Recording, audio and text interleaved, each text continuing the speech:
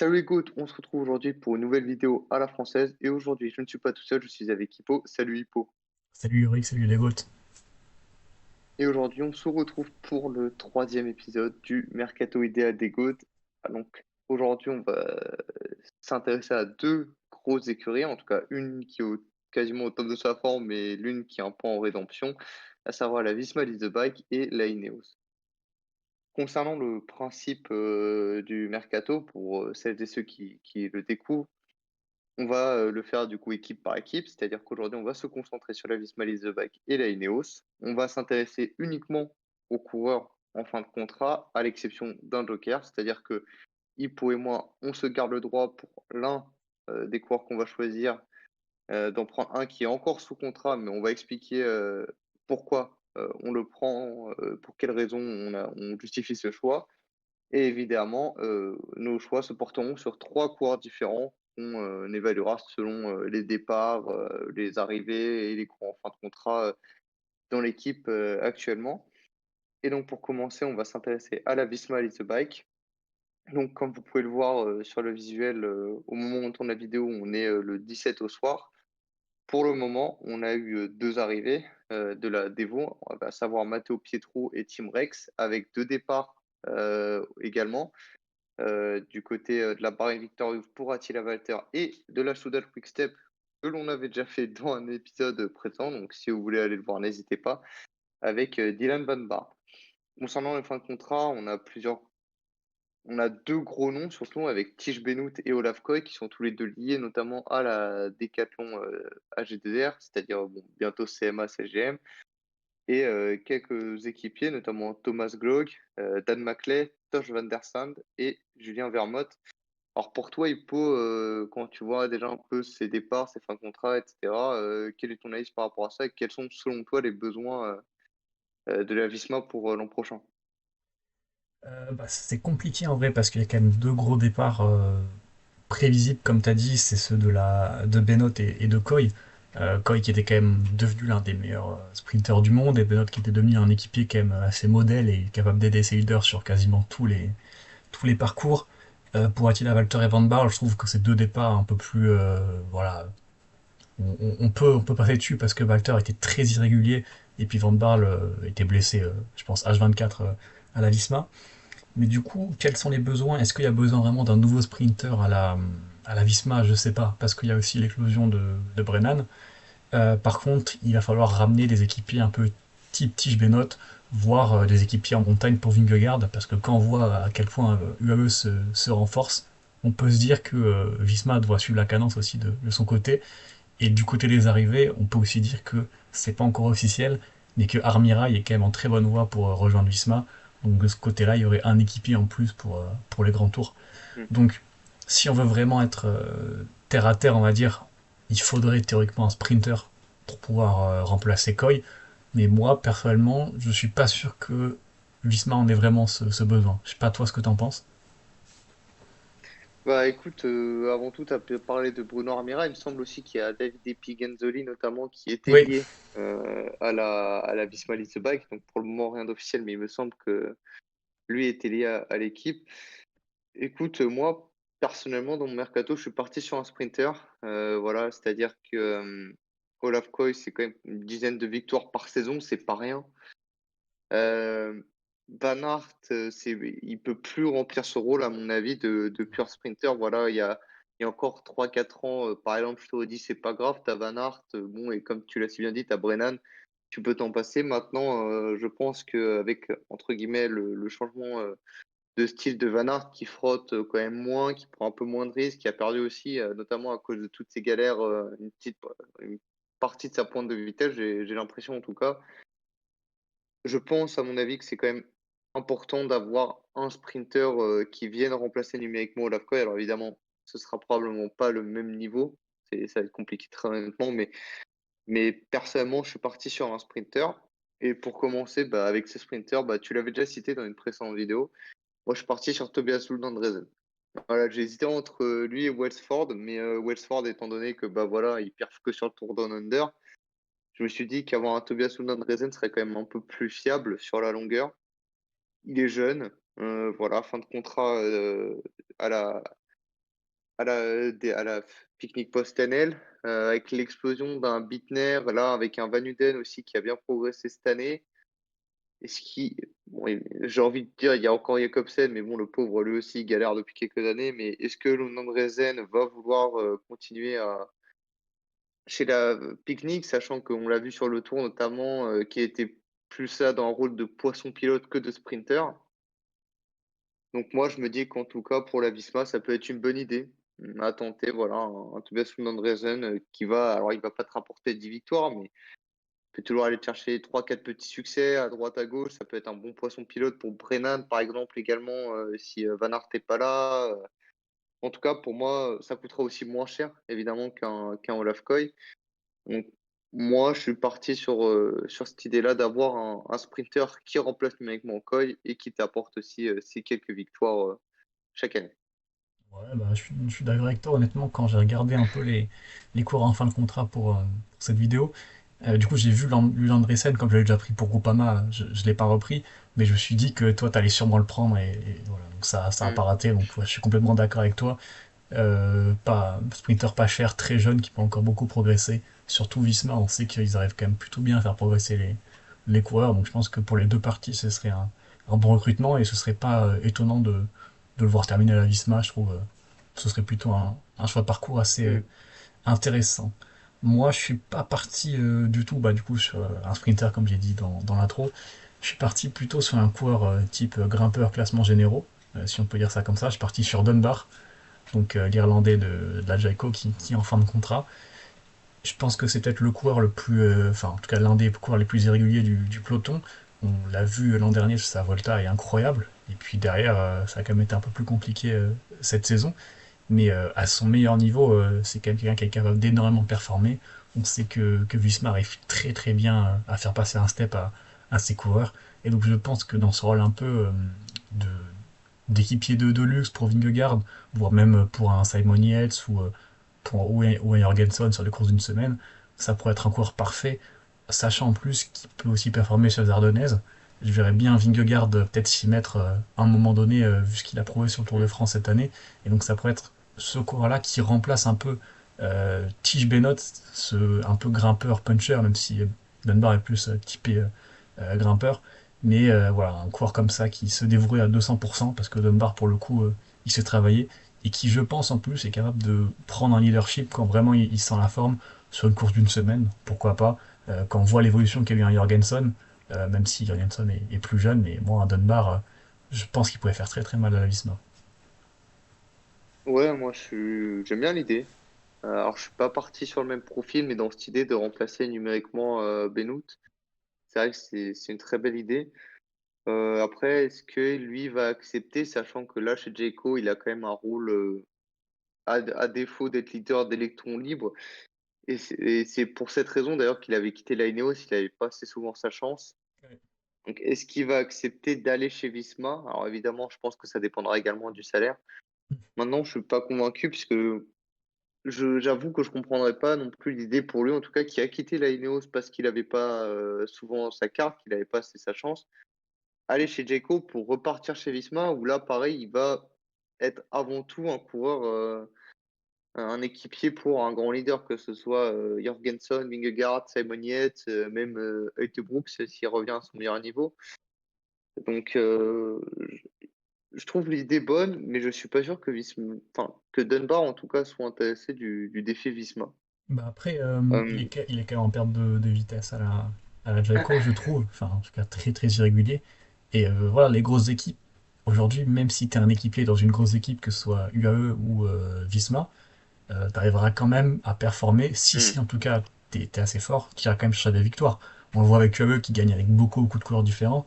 Même Visma à la grosse époque, c'est un peu moins le cas aujourd'hui, mais ils ont quand même gagné Paris-Nice avec Jorgensen, le Giro avec c'est Yates Magnette. et puis Vingegaard. Ouais, je suis pas sûr qu'il ait gagné une course par étapes cette année, mais bon, ça reste à Vingegaard. Donc voilà, et Brooks qui commence à revenir à niveau. Donc c'est vrai qu'aujourd'hui, moi je trouve que la vision elle est pas forcément pareille que ce qu'elle a pu être à un moment donné. À un moment donné, quand tu étais par exemple à la Sky, tu étais équipier et tu restais équipier.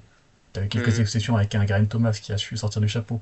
Aujourd'hui, dans les grosses équipes, je trouve que tu es plus t'as plus d'opportunités pour aller gagner toi-même. Alors évidemment, si son rêve c'est d'aller performer sur le Tour de France, ça va être compliqué à Dunbar. Mais si par exemple il veut aller gagner des courses World Tour un peu obscures, type, je sais pas, le Down Under ou le Tour de Guangxi, là il pourrait être leader. Et quand on connaît le boost Visma, ça pourrait être une bonne idée pour lui. Après, c'est clair que si son rêve à lui c'est d'être leader absolu, Hmm. c'est pas chez Visma qu'il faudra aller. Ouais, ouais, bah t'as tout dit. Moi aussi, par contre, je suis parti sur un coureur qui allait pour remplacer Tige Benoît. Mais moi, je suis parti sur un coureur sous contrat et moi, je suis parti sur Valentin Madouas. Pourquoi Valentin Madouas? Franchement, c'est un coureur que j'adore. Il lui manque ce petit step et je pense que comme pour Laporte à l'époque, quand il fait passe de Cofidis à Visma, alors je pense que l'écart de niveau entre Groupama et Visma est moins important qu'entre Cofidis et Visma. Mais je pense que ça pourrait l'aider à passer ce petit step supplémentaire pour aller chercher des grandes courses, aller chercher une étape sur un grand tour, être performé, pourquoi pas aussi sur un rond de nouveau, tu vois. Et moi, je me dis que avec la probable perte de Tige Benoît, tu as besoin d'un mec qui grimpe bien, qui soit capable de performer aussi sur les Ardennaises, qui passe bien les pavés. Tu as Valentin Madouas pour ça. Et c'est limite, honnêtement, Valentin Madouas, son pic de forme, pour moi, c'est meilleur que Benoît dans tous ses compartiments, quoi. Et peut-être pas les Ardennaises, mais dans l'idée, il a des références sur les classiques pavés, notamment avec le Ronde. Euh, et je trouve que ça fait 2 ans en plus qu'il stagne à la Groupama, très honnêtement. Cette année, d'autant plus, il n'a pas un seul résultat marquant cette année. Alors, il fait un Tour de France correct. Il avait dit notamment quand il était allé chez Zach Nani qu'il avait été malade, je crois, pendant une dizaine de jours. Mais il finit top 25, quelque chose comme ça au général. Donc, c'est un mec qui grimpe bien, même quand il n'est pas au mieux. Mais cette année, il y a un manque de résultats. Et je pense aussi que pour la Groupama, c'est assez pesant dans le sens où c'est quand même un de tes cadres, un de tes leaders, ça doit être un de tes plus gros salaires et qu'il n'y a pas eu de victoire. Je sais même pas s'il y a eu un top 10 cette année, honnêtement. J'ai pas, en tout cas, j'ai aucun résultat en tête qui me vienne sur une grosse course ou face à une adversité quand même assez intéressante. Cette année, c'est vraiment compliqué. Et donc, moi, je me dis que pour Groupama, ça peut être pas mal de limiter enfin, et ça serait une énorme perte, évidemment, vu le niveau de Madouas, très honnêtement. Et je me dis que derrière, tu peux quand même tu peux quand même avoir un bon petit cachet de la part de Visma pour la dernière année de contrat. Euh, Derrière, je pense qu'Armadoua serait pas contre non plus de changer d'air. Voilà, ça fait 7 ou 8 ans qu'il est à la Groupama. Peut-être qu'après tout ce temps, il va se dire, bon, allez, change d'équipe. Et puis, c'est la Visma, quoi. C'est pas non plus comme si on dit, bah, tu vas chez Groupama, tu pars chez Israël, tu vois. Là, le step-up serait un peu moins important, mais là, tu pars chez Visma. Et je pense que pour Visma, ce serait vraiment le coureur parfait, en fait. Vraiment, tu remplaces Benoît, mais limite en mieux. Il y a une base aussi francophone qui commence à se créer entre Zinglé. Là, tu as aussi Laporte, évidemment, éventuellement Armira. Et donc, tu as aussi ce côté francophone qui revient. Donc, pour moi, vraiment, le fit Madouas-Visma, ça fait 2-3 ans que je l'ai dans la tête, honnêtement. Mais moi, si je suis Visma, je le tente cette année, avec la perte de Benoît. Ouais, non, mais je suis complètement d'accord avec toi, mais je pense que vu qu'il est en fin de contrat la saison prochaine, ils le tenteront pas cette année. Enfin, ils n'iront pas mettre de l'argent ou ils partiront pas au clutch avec FDJ. Et puis même Madouas, je suis pas sûr qu'il a envie Hmm. de partir comme ça de FDJ. Mais sinon, dans le profil, tu as complètement raison. Je pense que l'an prochain, quand il sera en fin de contrat, ce sera vraiment une très bonne destination et il a un très bon choix pour Visma. D'ailleurs, je crois que Van Aert avait dit qu'il aimait beaucoup Madouas et que s'il voulait faire une Ouais. équipe, il prendrait Madouas. Bon, c'était il y a quelques années. Comme tu as dit, Madouas, c'est un peu compliqué en ce moment, mais ouais, je suis complètement d'accord avec toi que c'est un peu enfin, c'était même complètement le style Benoît. Et même, tu as dit qu'il était moins fort sur les Ardennaises, mais Madouas a quand même fait top 5 d'un Liège, il me semble. Hmm. Je sais Ouais. plus, il y a 2-3 ans, donc il est tellement complet, il a fait le top 10 d'un Tour de France. Ça, je trouve qu'on n'en parle pas assez, mais c'est assez énorme.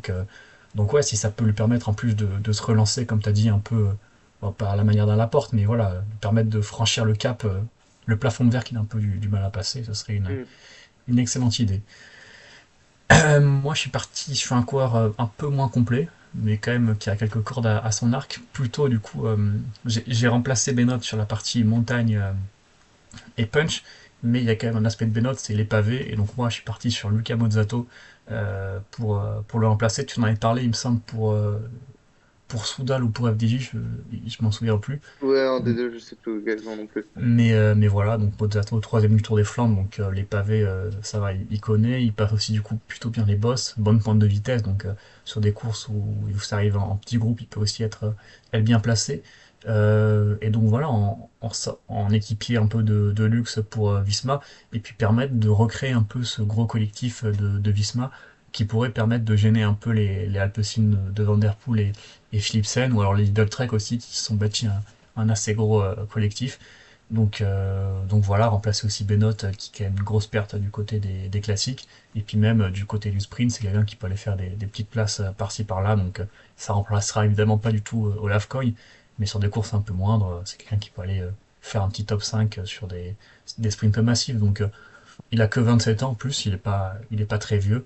Moi, je pense que ce serait le fit parfait pour Visma, c'est le moment de le prendre. On sait que Arkea, c'est compliqué, donc tu vas le chercher, tu le fais progresser, et puis t'en fais un équipier modèle pour Van Aert. Ouais, clairement, t'as tout dit. C'est un peu un mix limite entre Olaf Koy et Dan Maclay. Le côté pavé, plutôt de Dan Maclay, mais un peu la qualité de sprint. Alors évidemment, pas au même niveau, qu'on soit très bien d'accord, mais dans l'idée d'un Olaf Koy, évidemment, même peut-être en vrai, un Maclay dans ses grandes années pouvait Ouais, aussi voilà, se c'est ça. targuer du bel point de vitesse. J'aime bien l'idée. Ce qui est dommage avec lui, en tout cas pour une équipe de ce niveau, c'est que je trouve qu'il a une pointe d'irrégularité aussi. Oui, Alors, je pense que, mais après, c'est un peu aussi, par exemple, un Walter qui part, c'était aussi un peu comme ça. J'avais cette impression un peu de, tu sais pas trop s'il est régulier ou non. Alors, il est souvent là pour faire le train, mais à quel niveau, tu vois, c'était assez un peu compliqué à distinguer. Je trouve que Mozzato, dans cette idée-là, c'est pareil. Et en fait, je pense que pour une équipe du niveau de Visma, c'est important d'avoir des mecs fiables avant tout. oui, Tu vois, peut-être pas. Alors, je suis d'accord avec l'idée des perfs, etc. Mais je me dis que, tu vois, il te faut, si tu prends un petit sprinter dans cette idée-là qui passe bien les pavés, faut un mec qui soit capable, en fait, assez régulièrement, alors peut-être pas des top 5, mais tu sais, genre être là aux alentours, tu vois, sur des grandes courses, peut-être top 10, top 15, sur des courses de seconde zone, là, évidemment, plutôt des top 5, tu vois, mais qui soit régulièrement là. Et j'ai l'impression que Mozzato, et c'est pas un problème que chez Arca, tu vois, c'était déjà le cas aussi chez BNB, tu vois, qui a un peu, j'ai un peu cette impression-là avec lui que ça peut être un jour c'est incroyable et l'autre jour tu sais pas trop ce qui se passe. Maintenant c'est qu'une impression visuelle en tout cas, donc mais j'aime bien l'idée, ouais, mec qui passe bien les pavés, qui va vite. Hum, je pense par rapport au monde, j'ai peur que en tout cas pour lui ce soit plus qu'on se base là-dessus un peu en mode c'est un peu à la mode des Sébastien Turgot et Damien Godin sur des Paris-Roubaix il y a de ça 10 ans, tu vois, où ah punaise, une grosse perf, tu vois. Après, mais dans l'idée, je suis d'accord, j'avoue que j'ai pas en tête non plus les classiques. Et puis comme il est chez Arca, c'est aussi un peu plus compliqué voilà, au niveau de tout ce qui est performant, d'exister, etc. Vu que les moyens sont et bien différents entre les deux équipes. Mais je trouve que dans l'idée, ouais, c'est très bon. et du coup, toi, t'es parti sur qui pour ton troisième coureur? Alors, troisième coureur, moi, je suis parti à nouveau sur quelqu'un de la Groupama FDJ. Je suis parti sur Lewis Aski. Pareil, bon classique man, voilà, qui passe bien les pavés, belle petite pointe de vitesse, surtout sur des arrivées un peu punchy. Voilà. Et moi, je me suis dit, voilà, c'est une grosse carcasse aussi, donc pour te protéger du vent, c'est pas plus mal. Moi, je me dis, voilà, t'as- ça peut être intéressant d'avoir un petit Lewis Husky qui vienne dans l'équipe. Tu renforces un peu ce côté sprint, évidemment, dans le cas où, pour moi, tu prends un Lund Andresen. T'as un mec pareil qui peut aller te chercher des résultats, des beaux petits résultats, pas forcément au plus haut niveau World Tour, et encore cette année, il est pas loin. Mais tu vois, qui peut aller te chercher des belles places, voire des belles victoires sur des courses un peu plus secondaires, qui passe bien les bosses, qui a une belle pointe de vitesse. Un peu un mec all-around. Donc moi, je me dis que dans l'idée de renforcer cet effectif d'un point de vue assez général, ça peut être important d'avoir un gars qui puisse faire évidemment le sale boulot au début, à la type de Leclerc, mais qui puisse en fait aussi, sur lequel tu peux compter, lorsqu'il s'agit d'aller chercher de belles performances, quand la concurrence est pas incroyable ou quand il est leader, de l'équipe, tu vois? Moi, je partirais sur un Lewis Husky dans cette idée-là et puis tu as aussi, ce côté un peu anglophone chez, Visma. Alors évidemment, tu perds Glock et Maclay pour le moment qui sont en fin de contrat, mais tu vois, pour un Brennan, et cetera, ça peut être quelque chose de sympa aussi, je trouve. Ouais, ouais, bah, je suis complètement d'accord avec toi. De toute façon, moi, je vais pas spoiler, mais je pense que je vais en reparler plus tard de Mmh. Lewis Haskell. Mais ouais, comme tu as dit, très, très bon coureur. C'est l'une des satisfactions à la Groupama cette année. Et il y en a quand même pas des millions. Donc, ça va être très compliqué pour eux de le garder, malheureusement. Et ouais, une équipe comme Visma pourrait aller dessus complètement. Moi, de mon Pour, côté, juste les Husky, il me ouais. semble, dans la vraie vie, au cas où, il était lié plutôt à Israël. Voilà. Ah oui, oui, Il me oui, c'est vrai, semble, on en avait parlé d'ailleurs de ça. mais pour l'instant, en tout cas, il y a rien d'officiel, mais il me semble qu'en tout cas, dans la vraie vie, il était plutôt lié à Israël, mais voilà. Vas-y. Eh ben moi, écoute, je vais repartir sur un coureur de Jaiko. J'ai parlé de Dunbar, maintenant je vais parler de Davide de Preto. Donc beaucoup, Ah beaucoup oui. plus jeune, 23 ans, plutôt profil un peu puncher, mais qui plutôt aussi un grimpeur honnête, et qui, je trouve, a encore beaucoup, beaucoup de choses à développer. Et moi, je le veux vraiment bien partir à la Visma pour bah, continuer son développement. Malheureusement, évidemment, il sera probablement pas leader, quoique sur les Ardennaises, la Visma, c'est quand même plutôt ouvert pour le moment. Voilà, il y a Jorgensen qui pourrait y performer, Vingegaard, pour le moment, il veut pas y aller, peut-être qu'il ira un jour, mais pour le moment, c'est ouvert. Van Aert, il est plutôt du côté des Flandriennes. Donc, il pourrait se retrouver leader ou alors un des leaders dans une très grosse équipe, pouvoir continuer de se développer. Voilà, tout en bénéficiant du bon matériel, des stages, etc.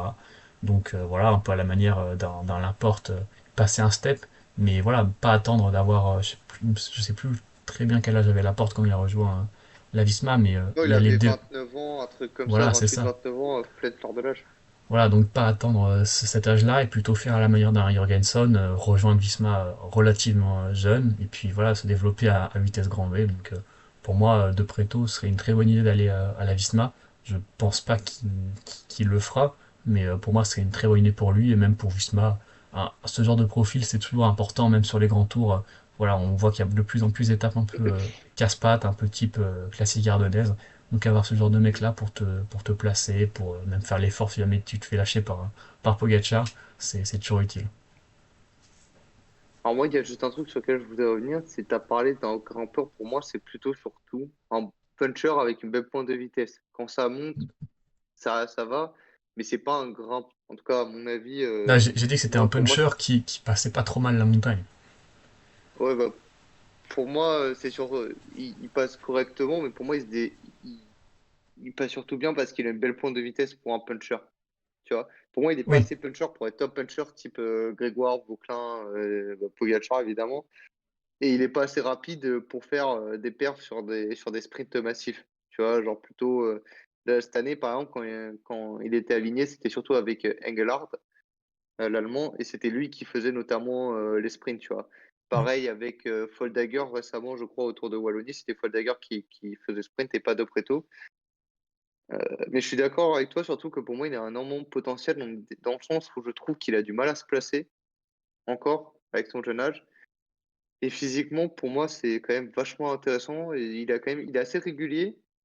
Il est pas encore, il gagne pas malheureusement, mais c'est souvent un mec, tu sais, sur les petits classiques italiens de début de saison ou de fin de saison, tu vois? Tu le vois souvent aller fond de top 10, top 15, qui est souvent là et tu sais, il lui manque ce petit step un peu pour passer du fond de top 10 au top 5, voire podium.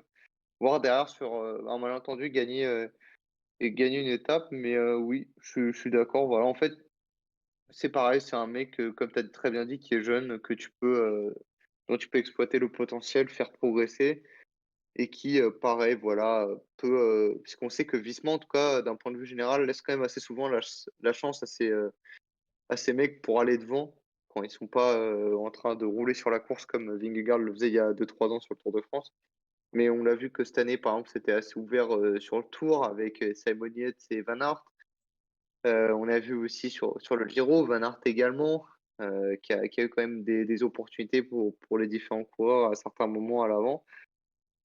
Donc dans cette idée-là, pour moi, j'aime bien un peu, voilà, certains bons équipiers, mais qui peut être électron libre avec sa belle pointe de vitesse. J'aime bien ton idée, ça. Et ben voilà, écoute, on a fait le tour, il me semble, pour cette équipe de la Visma. Je pense qu'on va pouvoir passer à Ineos. Ouais, on peut passer à Ineos, l'équipe britannique. On en a entendu parler récemment et pas forcément bien, malheureusement. Euh, Ineos, voilà, donc là, vous pouvez le voir également à nouveau sur le visuel avec une arrivée, le jeune Theodore Storm de la Lotto Carnaus qui est devenu officiellement, il me semble que c'est cette équipe-là qui est devenue officiellement la Devo, entre guillemets, de la Ineos. Il y a une sorte de partenariat, il me semble, entre les deux équipes. Par contre, on a 4 départs à la retraite entre Jonathan Castroviero, qui est là depuis un moment, Caleb Ewan, alors ça remonte à avril, mais quand même, il était techniquement dans l'effectif cette année, Omar Fraile et Geraint Thomas. Et on a plusieurs fins de contrat, Lucas Hamilton, Kim Hajduk, Michal Kwiatkowski, Michael Leonard, Salvatore Puccio, Brandon Rivera et Ben Sweet. Ineos, moi, l'interrogation que j'ai, c'est est-ce que tu fais all-in à nouveau sur un mec pour le classement général ou est-ce que tu lâches un peu cette idée pour de bon et tu tentes pas plutôt de prendre des mecs un peu complets qui peuvent jouer sur les deux tableaux, qui peuvent aller chercher des petites victoires à pointe de vitesse. Tu as déjà Carlos Rodriguez, alors qui est un peu plus en difficulté depuis 2 ans. Bon, tu as déjà ton leader classement généraux et plutôt viser des mecs type Axel Laurence. Voilà, tu vois, ce genre de mec qui peut aller chercher des belles petites victoires. On a Ben Turner qui a bien progressé, qui fait un énorme tour de Pologne récemment. Enfin voilà, moi en tout cas, personnellement, je suis parti dans cette idée de choper ce genre de mec. Je sais pas pour toi, qu'est-ce que tu as fait, qu'est-ce que tu as choisi? Je me suis posé exactement la même question que toi, et moi je me suis quand même dit que Ineos ça reste une grosse équipe et qui a besoin d'un gros leader entre guillemets. Voilà, donc ce sera pas Remco ou Vingegaard, mais ils ont besoin au moins de quelqu'un pour être présent au classement généraux. T'as parlé de Rodriguez, il y a aussi Egan Bernal qui quand même là pour le coup l'espoir est un peu fini, je pense, pour Bernal. On a Thymen Hmm. Arensman aussi qui a fait un beau Tour de France, mais qui est beaucoup, beaucoup trop irrégulier pour le moment pour espérer jouer sur 3 semaines. Donc, moi, je suis parti sur un leader de classement généraux. Mais tout en, comme tu as dit, aussi allant chercher des coureurs plutôt complets, capables d'aller chercher des victoires, Hmm. un peu à la Watson, Turner, voilà, des mecs comme ça, des Hmm. mecs capables d'aller chercher des victoires d'étape. Et voilà, juste un petit point pour le mercato. Moi, j'ai pas du tout entendu de rumeurs vers Ineos. Je sais pas si toi c'est le cas, mais que Là, voilà. j'avoue, même en fait, la seule rumeur qu'on avait, c'était Kevin Vauquelin. Ouais, Et qu'apparemment, avec les affaires de Rosman, donc leur ancien masseur, je crois, ou kiné slovène qui baignait dans l'affaire Aderlas, l'affaire de dopage, je crois que c'est 2015 ou 2016 que ça remonte à cette époque. Donc, il y a eu tout un tas, par exemple Chris Froome qui a supprimé tous ses tweets mentionnant Rosman, etc. Enfin, c'est ressorti assez récemment avec ses liens étroits entre lui et l'un des docteurs de l'affaire Aderlas. Et du coup, apparemment, suite à ça, Kevin Vauquelin, qui devait signer à la Ineos, ça aurait refroidi et rebattu un peu les cartes. Mais c'est vrai que hormis Vauquelin, alors, il y avait évidemment le serpent Remco, mais Remco étant chez Bora, bah, maintenant c'est plus d'actualité. Et j'avoue que j'ai quasiment rien entendu concernant si, Ineos. si tu vas me rappeler un truc, du coup, en parlant de Vauquelin, il me semble qu'il y avait Dorian Godon et Cosnefroy qui étaient plus ou Ah oui, moins voilà, liés, ouais, c'est vrai, les deux. liés à l'équipe. Même si Cosnefroy, ça s'est un peu refroidi, il me semble. Il est aussi annoncé du côté de la Cofidis. Mais Godon, ça Hmm, semblait être un peu plus, voilà, un peu plus chaud et un peu plus hmm. réaliste. Mais bon, ça, de toute façon, on verra dans les prochains jours. Je te laisse commencer avec ton premier coureur. Eh ben écoute, moi, mon premier coureur, je suis parti voilà, sur un profil à la Godon, honnêtement. Moi, je suis parti sur Simone Velasco. Il fait une belle saison à la Astana. Belle pointe de vitesse, un profil un peu à la Laurence. Voilà, qui alors, passe peut-être un petit peu moins bien les bosses, mais il les passe quand même très bien. Belle pointe de vitesse, je crois qu'il fait podium de Liège cette année ou quatrième, quelque chose comme ça. Il me semble qu'il est resté en vue aussi autour du Pays Basque. Euh, mais du coup, pour moi, c'est un bon coureur à aller chercher. Voilà, passer. Alors, Astana fait évidemment une énorme saison, mais ça reste un coureur intéressant à aller chercher pour, voilà, il fait quatrième de Liège-Bastogne-Liège cette année, tu vois, et il fait top 10 au général du Tour du Pays Basque. Et pour moi, ça reste un coureur, voilà, avec une belle pointe de vitesse et dans cette idée un peu, cette optique de transition, en fait, où tu te délaisses un peu, puisque ça fait des années qu'ils essaient de choper leur futur grand leader au classement général, ça paye pas. Donc en attendant, une prochaine pépite. Alors ils ont une pépite là, je crois, le jeune Benjamin Noval, mais il a 16 ans, un truc comme ça. Donc bon, ça c'est pour 2027-2028, il me semble. Mm. Mais en attendant, à part Ayuso, il n'y a pas vraiment d'opportunité de marché et je sais pas si Ayuso aurait vraiment envie de venir à la Ineos vu les dernières affaires qui ressortent et vu même globalement l'équipe comment ça performe avec les vainqueurs au classement général. Je sais pas si cette année il voudrait venir. Dans tous les cas, moi je pars sur un Velasco pour apporter dans le style d'un Axel Laurence, voilà, un mec sur lequel tu peux compter sur les arrivées groupées, qui peut aller te chercher des belles victoires et qui peut te rapporter de la visibilité surtout et qui te permet aussi un peu de diversifier le terrain de jeu de la Ineos, qui est surtout connu un peu voilà, pour ce côté grimpeur. Mais voilà, pour moi, c'est essentiel de ramener d'autres mecs quand même assez rapides, comme Godon. C'est pour ça que Godon et Cosnefroy sont évoqués, notamment au-delà de l'aspect puncher pour Cosnefroy, ça fait quand même aussi des mecs qui vont vite, qui peuvent aller chercher des succès. Et pour moi, c'est très important que la Ineos aille chercher ce genre de mecs-là pour aller chercher des succès, parce que l'an passé, par exemple, je crois que ça avait plus gagné après juillet, où ça avait il y avait une sacrée disette, quelque chose comme ça. L'an passé, Ouais. c'était assez compliqué. Pour moi, c'est important d'avoir ce genre de mec capable d'aller chercher des victoires quand même quand pour l'équipe au niveau des classements généraux, c'est plus compliqué.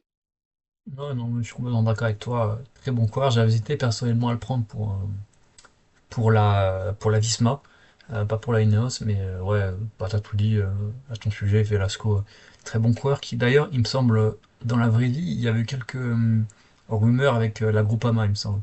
Mais bon, ça n'avait pas forcément donné suite, mais c'est clair que je pense qu'il y a beaucoup d'équipes qui seraient pas bêtes d'aller le chercher, parce que, comme tu as dit, très complet. Et ouais, un peu ce style Godon, des mecs comme ça qui peuvent aller te chercher des Mm. victoires ou des placettes. Moi, de mon côté, du coup, je suis resté sur le classement général.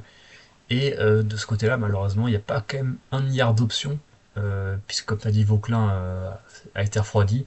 Et donc, j'ai utilisé un coureur que j'ai déjà utilisé dans une ancienne vidéo. Je vais aller sur Richard Carapaz, donc l'ancien Le de retour, le le, grand le retour. grand retour de Richie. Il connaît bien la maison, donc ça, c'est quand même un avantage pour lui. L'adaptation, ça va se passer très très rapidement. Il est toujours performant, on l'a vu sur le Giro cette année.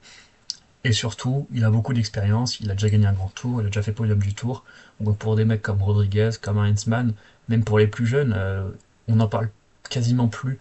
Mais un mec comme Auguste, il était censé quand même être un assez gros espoir. Et bah, c'est quand même un sacré flop pour le moment. Mais c'est un mec Ouais, qui est il a du mal capable. à confirmer, mais Voilà, c'est ça. bon, après il est encore jeune, mais c'est Ouais, vrai voilà, c'est que ça. ça, pour ces 18 premiers mois, c'est un peu plus compliqué. C'est compliqué, mais un mec comme ça, il peut t'apprendre des choses, etc. Et surtout, moi, je pense que ce qui ferait du bien, peut-être, aux mecs comme Arensman et Rodriguez, c'est d'avoir un autre leader, genre un Carapace qui va aller sur le Tour de France, qui va performer, parce que sur les grands tours, Carapace, il est quand même toujours relativement performant, ou quand il performe pas au général, il va chercher une étape. Et puis pendant ce temps, bah, t'as les Rodriguez et les Arensman qui vont sur le Giro et la Vuelta, qui se développent tranquillement sans trop de pression, entre guillemets, et qui, au moment où Carapace bah, voilà, aura l'âge de décliner, et bah, ils arrivent sur le Tour de France dans la force de l'âge. Mm. Mais quand on voit par exemple un Heinzmann dont le principal problème c'est de ne pas arriver à faire 3 bonnes semaines, moi je pense qu'un Carapace pourrait lui être vraiment ultra bénéfique, un peu à la manière de ce qu'a pu être par exemple un Geraint Thomas pour d'autres leaders comme Egan Bernal. Alors voilà, lui apprendre comment est-ce qu'on fait, comment est-ce qu'on se gère sur un grand tour, comment est-ce qu'on se place, etc. Mm. Et voilà. Et encore une fois, moi je pense que c'est une équipe qui est trop connotée classement général pour complètement le lâcher comme ça. Et un Carapace, il t'assure au moins un top 10 sur Tour de France, parce que cette année, ça n'a pas été le cas du coup pour la Ineos. Donc ça fait quand même un peu bizarre. Mm. Je pense que ça devait faire quand même un certain temps qu'ils n'avaient pas été aussi mauvais sur un grand tour, peut-être 2020, quelque chose comme ça. Mais, euh, mais voilà, pour moi, Ineos a trop besoin d'un leader de grand tour. Et à ce jeu-là, Carapaz, c'est vraiment le mec parfait pour moi. Ouais, c'est une très bonne idée. Voilà, et comme tu l'as dit, bah, moi, à titre personnel, dans tous les cas, j'aurais pas pu prendre Ayuso vu que j'ai déjà utilisé mon Joker avec Madouas. Ouais. Et comme tu l'as dit, t'as pas un nombre assez incroyable de grands leaders sur le marché, honnêtement. Là, de ce que je vois en grimpeur, t'as peut-être du Bourman, du Cartier, mais c'est des mecs qui sont quand même, où c'est beaucoup plus compliqué. C'est vrai que t'as Carapace, le reste, c'est assez Quintana, si certains veulent toujours y croire. Mais c'est clair que t'as pas vraiment l'embarras du choix, que tu as perdu une attractivité pardon, assez importante ces dernières années. Moi, je comprends l'idée. Pour Arensman, en fait, il est capable d'être bon sur 3 semaines, hein. Il a déjà fait 2 fois sixième du Giro, par exemple. Ouais, mais c'est parce qu'il Euh, était très fort en troisième semaine à chaque fois. Parce qu'à chaque fois, il perdait beaucoup bah, de temps en première semaine, mais en notamment. fait, Et puis derrière, je pense juste que comme on le dit souvent, c'est un diesel un peu. Ça ouais, a mais du ça, mal ouais, à mais se mettre en route. c'est un problème, ça, malheureusement, tu vois, Ouais, ouais, ouais, pour être oui, un grand oui, leader. mais du coup, comme c'est 4 depuis 3 ans, je pense que c'est juste que physiquement, il peut pas aller au-dessus, en fait. Oui, Tu vois, après, je suis d'accord dans l'idée, mais je pense juste que si Carapaz vient, ça changera pas grand-chose pour moi, dans le sens où les problèmes de perte de temps au début du grand tour, le temps de se mettre dans le bain, etc., ça va être compliqué pour lui. On l'a très bien vu sur le Giro cette année, on l'a vu également sur le Tour des Alpes. Oui, sur le Giro, c'est sur la première étape, pareil, il prend 1 minute, un truc comme ça, il ah oui, pète dans oui. la Ouais, dernière montée. mais je pense quand même que c'est pas forcément sur le Tour de France, mais même tout ce qui est autour, la préparation, etc. C'est quand même pas Hmm. normal qu'un mec du niveau d'Arensman ne puisse pas faire un grand tour plein de trois Ouais, semaines. C'est qu'il y a un problème quelque part. ouais. Donc moi je pense qu'un Carapace pourrait lui apporter des solutions et des conseils euh, autres que peut-être le staff a. Donc voilà, en plus ils ont déjà dû se... Ah, je sais pas s'ils sont croisés par contre. Il me semble pas. Je pense ils se sont justement croisés. Arensman, pour moi, il part fin 2021. Et je pense qu'il fait. Alors attends, je vais vérifier ça. Non, c'est Là, 2022 parce qu'il gagne l'année Ramco, non? Je crois. Il me semble, je vais te Arensman. dire ça. Il arrive quand? Il arrive ouais, enfin, il arrive en 2023, donc l'année où Ah ouais, Carapaz quitte l'équipe. Donc non, ils ne sont pas croisés, voilà. effectivement. Ça pourrait être une rencontre positive, je pense, pour Hensman. Après, évidemment, c'est pas le Messi non plus Carapaz, il pourra pas régler tous les problèmes de Ineos. C'est clair. Bon, en tout cas, oui, c'est une bonne idée. Moi, j'aime bien cette idée aussi un peu voilà, de mentor, comme a probablement pu l'avoir aussi un peu Geraint Thomas sur ces 2, 3 dernières années. Notamment, bon, il y a encore 3 ans, il était équipier pour Thomas. Là, ces 2 dernières années, c'était plus compliqué pour Thomas, évidemment, mais un peu dans ce style-là. Moi, j'aime bien. Et puis, de toute façon, comme tu l'as dit, voilà, c'est une équipe qui a toujours et qui sera toujours connectée classement généraux. Et ils se doivent, en tout cas, de tenter quelque chose sur ce point de vue-là, vu notamment les perfs assez récentes de Carlos Rodriguez. Il y a un Egan Bernal qui fait quand même top 10 du Giro, mais tu sens que je pense pas, très honnêtement, c'est mon avis à l'instant T, mais je pense pas que Bernal sera en mesure de jouer de nouveau, ne serait-ce qu'un podium de grand tour. Donc c'est clair que tu dois essayer ça. Voilà. Moi, pour continuer, je suis parti sur un coureur qui, dans l'idée, pour moi, remplacerait un peu un Jonathan Castroviro, gros rouleur, gros grimpeur. Voilà, qui peut te mettre un sacré train, qui peut aussi être là dans les 25 derniers du peloton dans un grand col et qui peut aider également quand même aussi renforcer dans ce style-là un pôle montagne.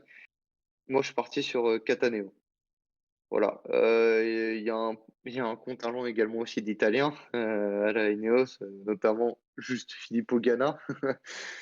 Donc, moi, numériquement et dans le profil, ça serait le coureur qui, pour moi, devrait remplacer Castroviro.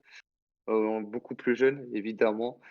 Mais je trouve, voilà, que c'est le genre de coureurs qui doivent être visés aujourd'hui par la Ineos pour quand même aussi viser un peu cette idée de coéquipier pour la montagne, pour un Carlos Rodriguez ou un Rensman ou un Bernal. Voilà, il te faut quand même ce genre de gars qui viennent faire ce genre de performance, jouer ce rôle.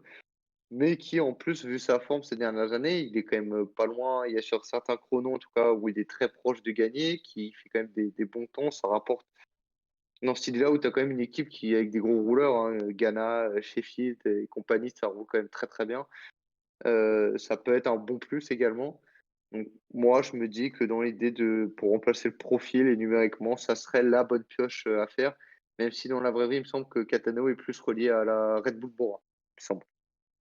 Ouais, c'est possible, j'ai pas trop suivi, mais oui, là pour le coup, je suis complètement d'accord avec toi. C'est vraiment quasiment le même profil, même si je trouve que Catano est peut-être un peu plus rouleur et moins grimpeur que Castroviero, mais oui, ce serait quand même un énorme équipier pour les leaders en montagne, donc je suis complètement d'accord avec ton choix. Moi, pour mon deuxième, je suis reparti sur un grimpeur, mais beaucoup plus jeune. Je suis parti sur Richie Tello de Israël, donc le grimpeur américain, qui, je trouve, progresse pas forcément énormément à la Israël. Il avait été très fort l'an dernier, mais je trouve que cette année, il n'a pas forcément passé de cap. Donc moi, je le verrais bien changer d'air. Et quoi de mieux bah, pour un Américain que d'atterrir à la Ineos, où voilà, il y a quand même beaucoup Ouais. d'anglais, donc il ne serait pas dépaysé au niveau de la langue. Surtout, Richitello, peut-être son plus gros point faible, c'est quand même le chrono. Et on sait très bien que la Ineos, le chrono est sa affaire. Et qu'ils savent aussi faire progresser des gens en chrono. Donc, bah, pour lui, ce serait un énorme plus de ce côté-là. Et puis, il n'y a pas encore de très gros leaders à la Ineos. Donc, il y a potentiellement une place à prendre aussi. Si jamais il est au niveau, bah, pourquoi pas aller être un leader sur une Vuelta ou sur des courses par étapes Mmh. une semaine dans la saison. Et donc pour lui, ce serait parfait pour son développement. Il est encore très jeune, il a encore beaucoup à donner. C'est que ça reste quand même un très gros espoir. Et pour moi, il doit vraiment quitter Israël pour devenir un énorme coureur de classement généraux, ce qui pourrait être, et pas continuer de s'enfermer dans des équipes un peu mid, et du coup, bah, malheureusement, ne pas pouvoir éclore à son plein potentiel. Il me semble qu'il est lié à Decathlon dans la vraie vie. Ouais, plutôt, ouais. Voilà. Quelques rumeurs, mais voilà, donc ce serait aussi pas forcément un mauvais choix de la Decathlon, mais je trouve que pour gommer son défaut de chrono, Liner, ce serait peut-être le meilleur endroit où aller. Ouais, je suis d'accord. Un bon pari pour l'avenir. Aussi un peu ce côté irrégulier qu'on a pu Oui, voir, notamment tu parlais d'Orensman, bah lui aussi c'est pareil dans la saison, c'est haut et c'est bas.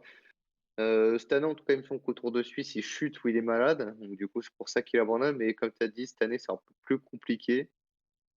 Mais on l'a vu notamment l'an passé sur la Vuelta qu'il est capable de jouer avec les tout meilleurs, en tout cas sur certaines étapes. Donc, moi, j'aime bien l'idée. Oui, tu as bien parlé du contingent américain anglophone. Chez les Américains, tu as August, tu as Schmidt, tu as Sheffield et le compagnie. Donc, tu as quand même beaucoup de monde.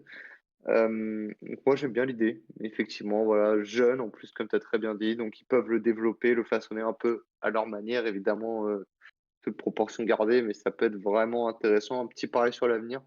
Voilà, si jamais ça prend pas en tant que leader de classement généraux, bah tu sais qu'avec lui, tu peux avoir un mec, en tout cas, qui sur des échappées peut aller faire des trucs, à l'image d'un Redsman cette année sur le Tour de France. Donc moi j'aime beaucoup l'idée. Franchement, j'aime bien l'idée. C'est quelque chose de très intéressant pour moi.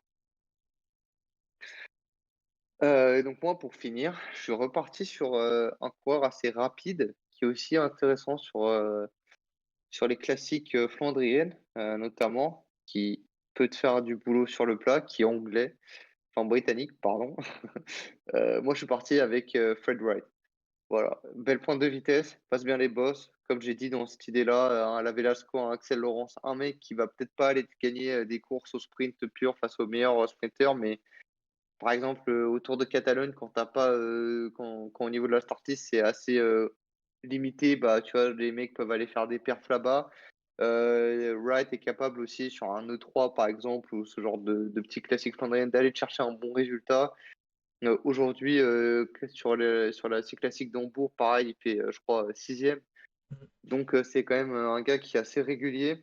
Il revient bien cette année, qui peut te faire le sale boulot pareil, grosse carcasse sur le plat si tu un leader à la Bernal, à la Riccitello, comme tu l'as mentionné, à protéger, bah, il peut te faire le boulot. Donc voilà, donc, comme j'ai dit, qui peut protéger Riccitello un peu, sur le plat, qui peut te chercher des résultats, de partout, c'est assez régulier, sur un malentendu, même une belle victoire.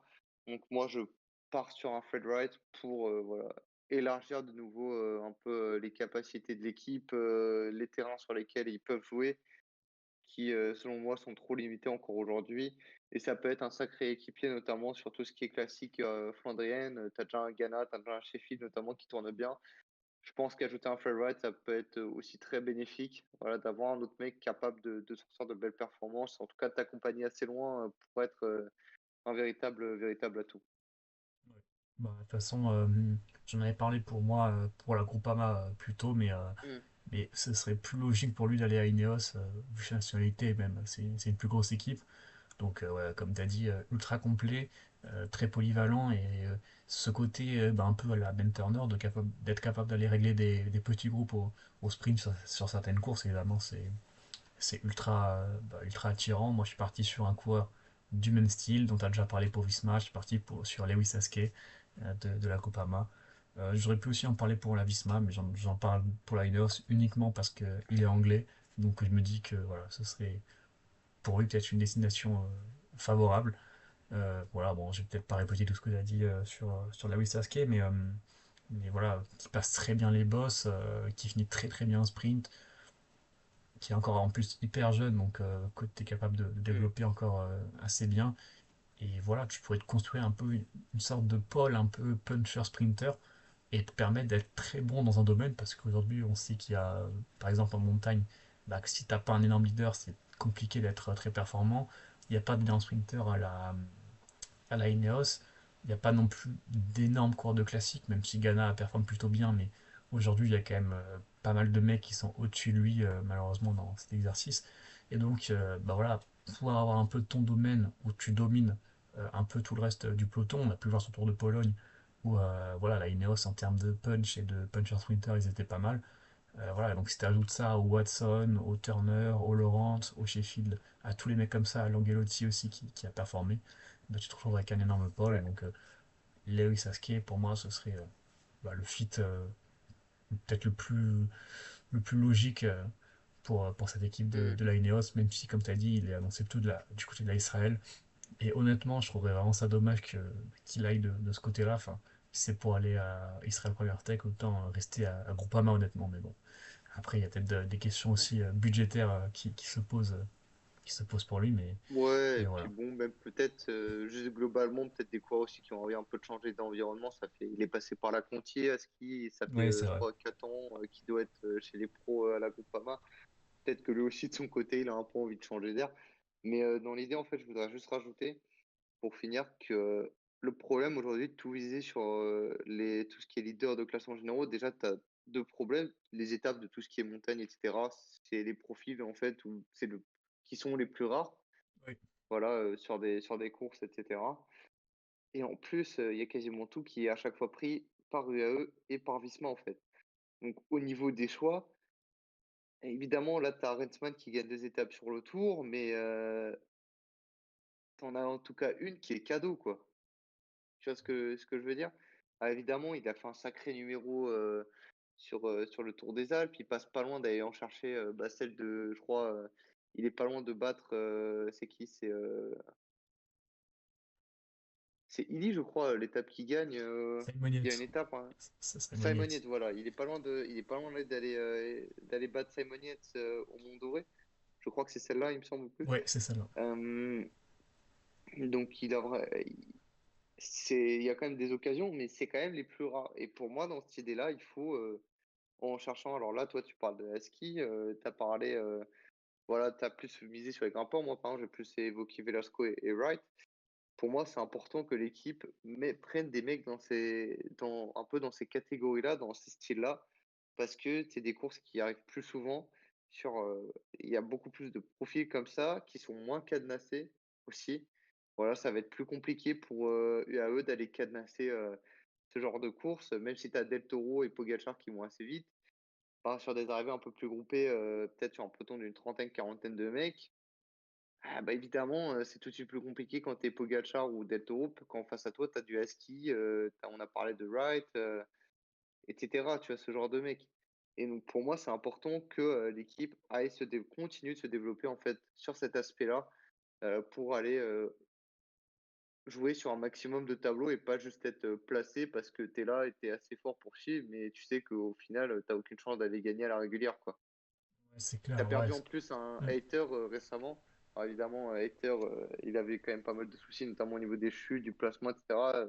Techniquement, c'était un peu moins vite, mais il remplaçait un peu ses cases. Tu vois, ce mec qui va vite sur des arrivées un peu groupées, il allait chercher des victoires au Pays Basque, il allait chercher des victoires en Romandie, etc., de partout. Et il faut ce genre de mec-là capable d'aller performer à droite à gauche de manière assez régulière et chercher des belles victoires. Et c'est pour ça que pour moi, en tout cas, l'équipe a intérêt à aller se développer sur cet aspect-là. Ouais, bah, ouais, je suis complètement d'accord avec ce que tu as dit. Ça se crée un peu un énorme collectif pour justement, comme tu as dit, aller contrecarrer les très gros coureurs en anticipant. C'est complètement ce que Ineos devrait tenter. Après, certes, la montagne, c'est pas ce qu'il y a le plus, mais c'est aussi ce qui fait parfois le plus parler, parce que même s'il n'y a pas beaucoup d'étapes de montagne, bah, quand tu as un Ineos qui est placé, bah, t'en parles tout le temps. À toutes les étapes, bah, du coup, Hmm. tu parles de lui, s'il est podium, s'il est top 5. Donc voilà, c'est aussi quelque chose qui est important pour l'équipe, aussi pour les sponsors. Donc voilà, je pense qu'on a fait le tour. Ouais, pour moi, on a fait le tour, on a fait une vidéo assez complète. N'hésitez pas à vous abonner, à liker si vous avez apprécié la vidéo, à nous dire également vos Mercato et Deo, voilà, pour ces trois équipes-là. Et on se retrouvera normalement très vite pour la preview de la Vuelta qui arrive qui arrive à la fin de cette semaine, le week-end prochain. Exactement.